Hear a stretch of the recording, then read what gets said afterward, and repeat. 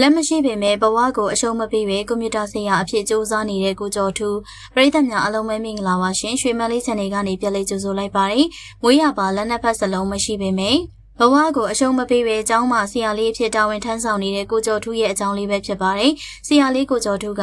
တာမန်ကလေးတွေလိုမဟုတ်ဘဲမွေးရပါခြေလက်အင်္ဂါစုံစုံလင်လင်နဲ့မွေးဖွားမလာခဲ့ပေမဲ့ငယ်စဉ်ကလေးကဘဝကိုအရှုံးမပေးပဲအတန်းပညာတက်မြောက်ရေးနဲ့ဘဝတိုးတက်အောင်မြင်ရေးအတွက်ယနေ့ချိန်ထိစူးစမ်းနေကြတာပါလက်ရှိချိန်မှာတော့ဆရာလေးကိုကျော်ထူးကရွာကျောင်းလေးတစ်ကျောင်းမှာအဆက်အသွယ်ကောင်းမှုနဲ့တက်သည့်ပညာမနေသားဆိုတဲ့ဆောင်ဖို့အတိုင်းသူတက်ကျွမ်းတဲ့ပညာရက်တွေနဲ့ကလေးတွေကိုပညာအမွေပေးလို့နေပါတယ်ကိုကျော်ထူးကမွေးရပါကိုလက်အင်္ဂါမစုံလင်ပေမဲ့အခုလိုရွာကစာသင်ကျောင်းလေးမှာကလေးတွေစာတက်မြောက်ရေးအတွက်ပညာဒါနလုပ်နေရဆိုတဲ့အကြောင်းလေးကကြားရတဲ့လူတွေကိုတအံ့တော်ဖြစ်စေပါတယ်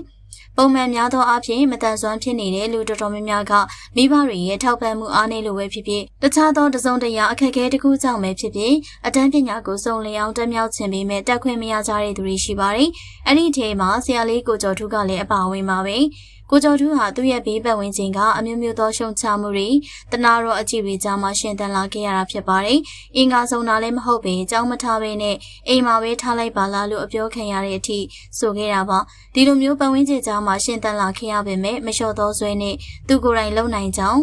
ပညာတွေလည်းသင်ကြားနိုင်ကြောင်းကိုသက်သေပြဖို့အတွက်ငယ်စဉ်ကလေးကအတန်းပညာကိုတနေ့တန်းအောင်စူးစမ်းရမယ်ဆိုတဲ့စိတ်နဲ့ဖြည့်ဖြောက်ခဲ့တယ်လို့ဆိုပါတယ်။ဒီကလေးလေးကလက်မပါဘူးတနာလိုက်တာဆိုတဲ့စကားလုံးတွေကိုလည်းကျွန်တော်မကြိုက်ဘူးလို့ဆရာလေးကိုကျော်ထူးကပြောပြခဲ့ပါတယ်။ဆရာလေးကိုကျော်ထူးတို့မိဘတွေကအကြောင်းထားဖို့မတတ်နိုင်တဲ့အတွက်ကြောင့်ဘုန်းတော်ကြီးစာသင်ကျောင်းမှာတက်ခဲ့ရပါတယ်။လက်နက်ဖက်လုံးကမွေးရပါမဟုတ်ပေမဲ့လက်ချောင်းလေးတွေကိုအားပြုပြီးတော့စာရေးကျင့်ခဲ့ရပါတယ်။ရွာကျောင်းမှာ8တန်းထိပညာသင်ပြီးရဲ့နောက်9တန်းရောက်တဲ့ချိန်မှာတော့မြို့ကျောင်းကိုပြောင်းရွှေ့ခဲ့ရပါတယ်။မြို့ကျောင်းရောက်တဲ့ခါမှာတော့အရာအလုံးကရွာမှာစတင်ခဲ့ရတဲ့ပတ်ဝန်းကျင်နဲ့ကြွားချလွန်တာကြောင့်နေသားကြအောင်အတော်လေးကျင့်ယူခဲ့ရတာပါ။ထမင်းစားတဲ့ခါမှာလည်းအရင်8တန်းလောက်တုန်းက6ရောက်ကအားတန်တာကြောင့်6ရောက်နဲ့စားကျင့်ခဲ့ရတာပါ။ဒါပေမဲ့မြို့မှာစာသင်ရတော့မှဖြစ်လို့6ရောက်နဲ့စားရင်လူမြင်မကောင်းဖြစ်မှာလူတွေအမြင်ရှုံချမှာကိုစိုးတဲ့အတွက်ကြောင့်လက်နဲ့စားတက်အောင်စူးစမ်းခဲ့ရပါတယ်။ဆရာလေးကိုကျော်ထူးက2019-2020ခုနှစ်စနေဟောင်းနှစ်မှာနှစ်ချင်းပေါက်10တန်းအောင်ခဲ့တာပါ။ကိုကျော်ထူးရဲ့ငယ်စဉ်ကလေးကရည်မှန်းချက်တစ်ခုက